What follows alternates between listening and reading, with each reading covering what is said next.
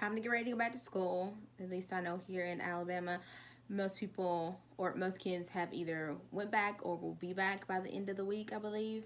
Not really sure about anywhere else, but I thought I'd share how I got caught cheating. And sad part is it was in the first grade. So I'm trying to figure out at that age, like, does cheating come natural? That's a good question.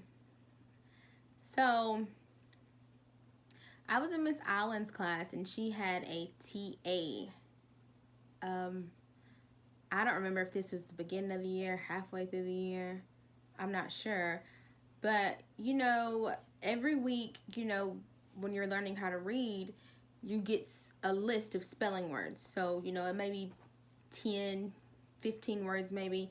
You go home, you study them for the week, you write them down constantly throughout the work week. In class, you're doing things that involve these words or whatever. And come Friday, you take the test. Now, not to toot my own horn, but a girl is pretty smart, good head on my shoulders. So I wouldn't say I'm a brainiac, but I graduated with high GPA, and A's and B's is all that I ever had. Well, also because if I ever came home with something else, my mom was not happy. So the TA's name was, we'll just call her Miss V. Miss V, from what I can remember, she was tall. She had light brown hair, and one of those mom bob cuts, you know what I'm talking about? It's like here. And my actual teacher, Miss Allen, she was kind of on the shorter side. She's a little stocky. She had dark black hair. She's really sweet, really nice from what I can remember. Now, this week, from what I can remember, or at least that day, we were in the classroom. She tells us, okay, we're about to take our test for spelling. Now, I don't know if what happened with me that week. I don't know if something didn't click, or I didn't study, or I couldn't remember. But I remember when this woman said, okay, we're about to take this test, I was ready to shit bricks, okay? So thinking quick on my feet, I'm like, okay, I can't fail this spelling test. I can't take it home because my mom is going to have a fit if I come home and be like, oh, what happened? Why didn't you study this week? Why didn't you ask for help? So no. So, those desks that they used to have? I don't even know if they still have them. I haven't been in the classroom in forever. But they had like, you had the top of the desk right here. And then you had like the little like shelf inside where you like stick your books and pens and pencils and all the other cute little stuff you used to take to school. So she says that, and I'm like, okay, I'm going to take this piece of paper for the spelling test, and I'm going to stick it right here in front of me where I can just, like peek down, look in there, write the word down, no harm, no foul, right? Okay, so the way she had our classroom set up, we were like in these little groups. You know how like teachers love to put you in little groups of 3s or 4s and your desks would all be pushed together? So I remember I'm sitting on the left-hand side, facing the wall, and there's of course desk in front of me facing towards me with somebody else sitting on that side. There's like 3 people going on one side and 3 on the other. So I'm on this side where I'm sitting at the end of the room. Miss Island is at the front of the classroom here. So she's giving the test. I don't remember where Miss V was, but she's here. She's giving the test, right? So I have to be able to look down at this paperwork and not get caught, basically. Now, tell me already how I thought this setup was going to work if she's right here and basically has direct vision to me. But 6, 7-year-old me was like, oh, I can accomplish this. probably one of the effects of being an Aquarius and thinking that you know everything all the time. So she's calling out these words or whatever, and I'm like, okay, I got it. You know, look around, make sure no one's looking at me, make sure she's not looking at me. Sweating bullets, look down, I peek at my desk, you know, I write the word down or whatever. And next thing I know, I remember looking over. I looked over at her, just out of the corner of my eye, you know, just glanced over at her. And she looked at me. And I don't know what made her look down, but she looked down. And from where she was sitting, she could see into the little cubby hole in my desk. So she stops doing what she's doing. She gets up, and as she's getting up, of course, alarms are going off in my head. Bitch, you're caught. You're caught. The jig is up. She's about to call your mom. You know how that goes when you get home. You're going to the principal's office. I don't know. You're going to get a paddling. All the things that a child could think of that might happen when they do something wrong in elementary school. So she comes over. She reaches in my desk and snatches the paper out. You know, not gently. Snatched it out. Balls it up. Throws it away. So we have to go on with the spelling test. At this point, now everybody in the classroom knows that I was cheating. I'm embarrassed. Whatever. And I'm like, okay, so we're winging it from here. So I'm thinking, okay, do you remember anything on the list? Do you remember how to spell anything? You barely can read. So she goes on, and we finish the test or whatever. And all I can remember is there was like, not recess, but like we had free time in the class while Miss V graded our tests. Now, mind you, I was in trouble. So everybody else was up, you know, moving around the room, playing with whatever activities. You know, I remember we had an area where you could sit and read, and we had an area where you could get on the computer and play like little computer games. And we had like little experiments and stuff set up, and there was a play kitchen and stuff like that. So she's grading these tests, and normally they would give them out towards the end of the day before we went home. So she grades the test, Miss V does, and then she calls me to the desk. So I take the longest walk of my life, what it felt like, over to the desk. And she gives me this long speech about, you know, cheating and don't do it. And if you don't know, you should ask, and how, you know, you should study for a test. And this isn't the answer to accomplishing anything. All the bullshit that they give you. Stuff you really don't want to hear.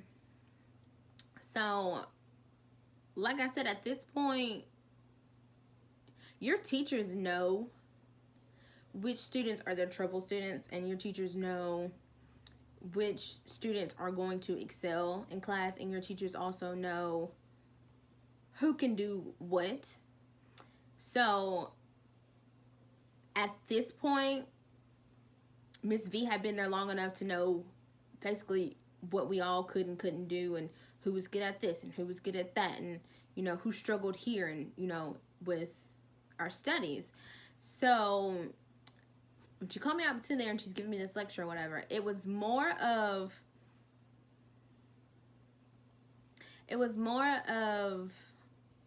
you're better than this than it was like, how could you? So I'm like, okay. So she gives me the test back, and the test wasn't even a 0. So what she did was she graded me from the time they took the paperwork to the time we finished the test. So I don't remember how many words were left, but I do remember the grade I got was not a 0. I do remember that much. So before she hands me this paper, she calls out whatever word, right? And she's starting at the top of the list where I was cheating. So she starts at the top of the list and she's calling out these words. My dumb ass is spelling them like I knew him like the back of my hand, right? So she's like, so what were you cheating for? And of course I gave her the story of, oh, I didn't study this week. I wasn't sure if I knew the words, whatever, whatever. And she's like, well, clearly, you know, you do know the words. So I don't know. I feel like growing up as a 90s child, like, parents were more comfortable with, like, your teachers disciplining you as well. It's like, it was like a second parent outside of home. So I remember she gave me the paper, and I was the only one who had mine because, like I said, I was at the desk by myself because I was in trouble in timeout, and everybody else was running around the room playing. And she gives me the test, and then she's like, do better, or something like that. And she gives me, like, you know, like how you spank your kids and you like give them that pat on their butt, but it's a little forceful, like, hey, if you don't get it together, like this, like, we're about to have a problem. So she gave me one of those. So I'll tell you now, had she done that, you know, she would have lost her job. But I mean, in my opinion, she had the right, I guess. Simply because, okay, you've got this 6 or 7-year-old in class, and somehow, some way, manifested this idea of, okay, I'm gonna cheat on this test. And like I said, I don't remember, sorry, like I said, I don't remember ever being like, ever having a conversation with anybody in the class, or like seeing it somewhere, like, oh, this is how you pass the test. Like, I just did it on a whim. Like, who did I think I was? So, moral of the story, don't cheat. I mean, I have been in plenty of classes where I've seen girls cheat and look over and be like, oh, okay, well, she's cheating. Well, I'll go ahead about my day. Or, you know, it's kind of like an unsaid thing where, like, you know, if your friend sits close enough, they can see your paper and you let them see your paper. If you're gonna do it, don't get caught like I did. I even remember there was like 7th and 8th grade, I think, like, girls had come up with a system, like, a certain hand movement would be A, and a certain gesture would be B, and a certain gesture would be C, you know, like A through D or whatever, you know, it's normally 4. So A through D. That way they can help each other cheat openly in class without being caught. Of course, all the students knew, but the teachers didn't know what the hell was going on. So they're a little oblivious to that. But enjoy your first week of school. Study hard. I know it's, you know, you're thinking, I don't want to do this, whatever. You know, you go home and you want to play video games, or you want to talk to boys on the phone, or you want to go out and hang out with your friends after school. That's fine. That's great. But at the end of the day, because I've seen it a lot once I got to high school, you wait till your junior or senior year and then you want to try to apply yourself, and it's too late. So you end up doing all this work, hard work, the last year or two of high school, and it can't make up for what's already been done. So yeah, do your homework, study, even if it's just on the school bus, or before you and your friend chill, be like, hey girl, call these words out real quick, or hey, you want to get together and study, or no, I can't hang out today, but hey, tomorrow you can come over and we can get this knocked out real quick, and then we can do whatever. I mean, so just get it done. And I know it sounds like someone's mom right now, that because I am, but she's yet to start school, so I can't wait to see how that goes. But yeah, that's it. So I'm trying this out again. You can probably tell I'm a little awkward in front of the camera. I'm working on it. Don't come for me. If you liked what you saw, liked what you heard, have a story that's kind of similar, like, comment, subscribe, share. Tell me about the stories about the time when you got caught cheating in class, or if you knew of someone who got caught cheating in class. But really, I just want this to be open and honest. So I'm here to get to know you. I'm here so you can get to know me. I just want it to be a place where we can all come and be ourselves.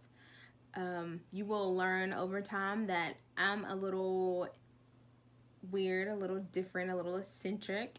As you get to know me, you will understand where this accent comes from that I'm told I have, even though I'm from Alabama. So, yeah, as you learn more about me, you'll kind of understand why I am who I am. I'm ready to grow with you guys, and yeah, that's it. So, talk to you later. I do have another story about school and cheating. Well, not about school and cheating, but I do have another school-related story as far as like a teacher that I had. So I'll probably have that one posted next week for just like, I don't know. It'll be up next week and I'll have that one there. But yeah, bye. If I didn't introduce myself, I'm Danielle. Hi, nice to meet you. I'll see you later. Bye.